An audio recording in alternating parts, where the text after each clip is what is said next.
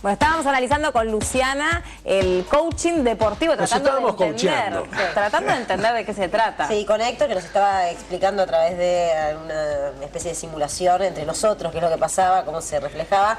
Y creo que vos habíamos quedado en que yo quería ser el número 1 del mundo jugando al tenis. ¿Y no tenías entrenador? No tenía nada. Sí. Era un sueño medio delirante. Entonces le preguntaba si se parecía a un trabajo de consultoría, pero no, me decía. No, desde la pregunta que vos me hiciste respecto de la recomendación de conformar un equipo de trabajo. Digamos, en la conversación que podemos llegar a tener a través de mis preguntas puede ser que vos digas, pero si realmente estoy comprometido con eso y no se trata de un delirio, como bien dijiste, quizás uno de los primeros pasos que tengo que hacer es contratar a un profesor para aprender a jugar al tenis y a partir de ahí empezar a rodearme de otros especialistas que conformen un equipo de trabajo a medida que yo vaya progresando. Es tarde, decís, tengo 45 años. Nunca es tarde para nada. ¿Y en qué tipo de situaciones un plantel o un director técnico o un preparador te contrata? Bueno, ¿o para destrabar qué tipo de situaciones? En general, la formación que tienen los entrenadores de casi cualquier deporte está circunscripta fundamentalmente, el programa de formación está circunscripta a aspectos técnicos, tácticos o estratégicos vinculados a ese deporte. Sí.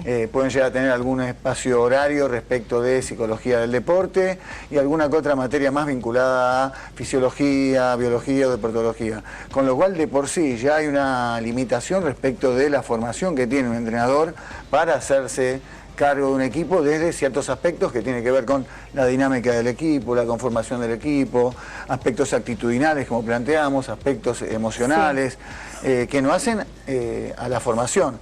Además hay otra cuestión que es transversal a todos los deportes que tiene que ver con la evolución general del deporte de alto rendimiento. Hoy es un deporte mucho más complejo que hace muy pocos años. Cualquier deporte. A lo que iba Melina, que también genera incertidumbre. Cuando uno habla de un psicólogo deportivo, la psicología aplicada al deporte, bueno, hablas de un experto, un profesional, experto en la materia, que trata los temas individual a veces grupal, a veces está en los entrenamientos, a veces no está, a veces la típica es el chivo expiatorio, entonces los jugadores no quieren hablar con el psicólogo pensando que va a ser el vigilante del técnico. En el caso de la persona que realiza el coaching, ¿está todo el tiempo, habla individual, hace actividades, o sea, hay trabajos que se realizan en campo? Volviendo incluso a una pregunta que habías hecho antes respecto de las distintas posibilidades de trabajo individual, grupal. Claro, la modalidad, cómo se aplicaba. Sí. En principio todas las opciones que vos diste están como disponibles para el trabajo. Está disponible el trabajo con el técnico en particular, con el cuerpo técnico y el equipo, con el equipo por otro lado. Digo, está disponible como posibilidad. Lo que se hace es, en función de la inquietud que plantea ese equipo, que plantea eventualmente el técnico, que esto no es un dato menor, puede ser que el planteo sea del técnico, de la dirigencia o un emergente del equipo respecto a este pedido. Este no es un dato menor, pero digo, en función de la inquietud, lo que hace el coach es hacer una propuesta de trabajo que evaluará él, en todo caso, cuál es el tipo de intervención que tiene que hacer en función de esa inquietud. Por ejemplo, acá hubo una inquietud respecto de algo que parecía de equipo, pero uno podría decir, bueno, desde mi impresión yo voy a hacer una propuesta, pero creo que tendríamos que primero trabajar nosotros para después involucrar a los demás. Héctor, tenés que hablar con los conductores para que no me marginen. No, bueno, pagale primero vos a Héctor y después nos sumamos nosotros. Pero esto que vos decís... paga, que es la coach, que es la entrenadora. Esto que vos decís es interesante, porque vos lo dijiste con sentido del humor, pero habitualmente suele pasar que contrato Héctor porque tengo un par de jugadores conflictivos, pero me llamaste vos. Claro. Sí, pero tengo un par de jugadores que se me están retomando y me hacen mal al plantel.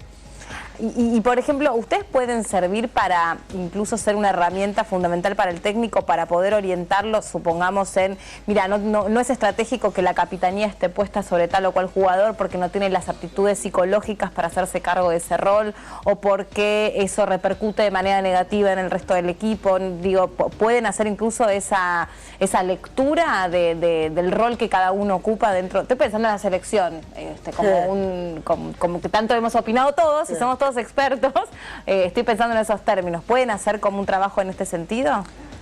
Sí, probablemente podemos hacer una lectura. Lo que no hacemos profesionalmente es darle en forma de asesoramiento nuestra lectura al técnico. En todo caso, sí, lo que podremos conversar, sí, ahí surge una inquietud respecto de la capitanía del equipo. Sí. Pero probablemente no surja la conversación, no hacemos eso, decirle, mirá, nosotros creemos que te estás equivocando respecto al capitán, para mí es este. No es el tipo de conversación que se da. ¿Y no hay resistencia del jugador?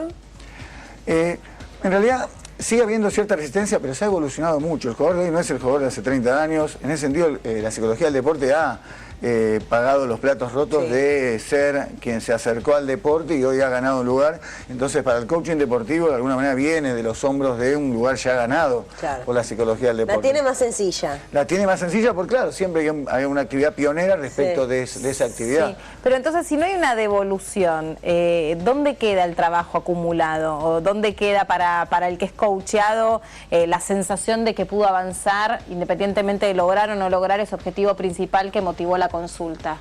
Respecto del proceso, preguntamos, bueno, vuelvo al ejemplo que vos planteaste, ¿no? Si nosotros tomáramos este ejemplo, uno podría decir, bueno, mi objetivo es lograr ser tratada de una forma equitativa respecto de mi cuerpo de trabajo. Perfecto, ahí ya tenemos un objetivo claro. Lo que podemos ir haciendo es establecer determinadas metas respecto a este objetivo. Por ejemplo, uno podría decir, bueno, respecto al tiempo que me dedican, yo quisiera que sea equitativo. ¿Hay un aspecto que tiene que ver con el técnico? Sí. ¿Con el tiempo? Sí. Bueno, entonces uno podría plantear, bueno, lo primero que vamos a hacer es establecer un plan para lograr ese aspecto de la equitatividad que tiene que ver con el tiempo. Entonces ahí tenés una meta en particular y además tenés un hito tangible respecto de un logro obtenido.